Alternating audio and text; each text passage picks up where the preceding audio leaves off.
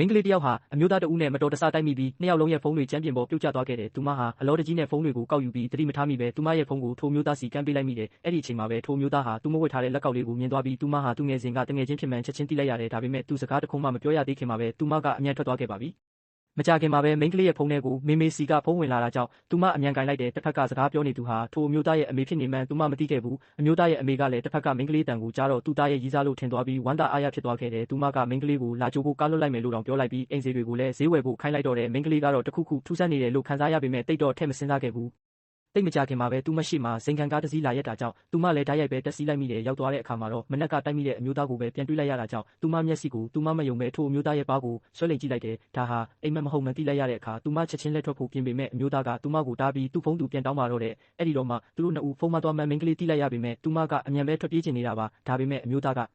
သူမဖုန်းကိုယူထားပြီးချင်းချောက်လိုက်တယ်သူတို့နှစ်ဦးအငင်းပွားနေတော့မှပဲအမျိုးသားရဲ့အမေကသူတို့ကိုထမင်းစားဖို့ခေါ်လိုက်တယ်အမေဖြစ်သူစိတ်မပြတ်စေချင်တာကြောင့်အမျိုးသားကမိန်းကလေးကိုခိတ္တခဏရေးစားအဖြစ်ဟန်ဆောင်ပေးဖို့တောင်းဆိုလိုက်ရတယ်သူမရဲ့ဖုန်းကိုပြန်ရဖို့အတွက်မိန်းကလေးလည်းသဘောတူလိုက်ရတော့တာပေါ့သူမအိမ်ပြန်ရောက်တဲ့အခါသူမရဲ့အမေကလေဘင်းကိစ္စနဲ့ပတ်သက်ပြီးဆရာဝန်နဲ့ရက်ချင်းယူထားတယ်လို့ပြောတယ်ဒါပေမဲ့ဆေးရုံရောက်လို့10 စင်တီမီတာလောက်ရှိတဲ့အကြီးကိုမြင်လိုက်ရတဲ့အခါသူမကြောက်ပြီးထွက်ပြေးဖို့ကြိုးစားပြန်တယ်အဲ့ဒီအချိန်မှာပဲဆရာဝန်ကမနေ့ကအမျိုးသားဖြစ်နေမှန်းသူမသိလိုက်ရပြန်ရောငါတော့သွားပြီလို့သူမကိုရေရွတ်လိုက်မိတယ်သူမကြောက်နေတာကိုမြင်တော့ထိုအမျိုးသားကချက်ချင်းပဲဆနောက်ပါတော့တယ်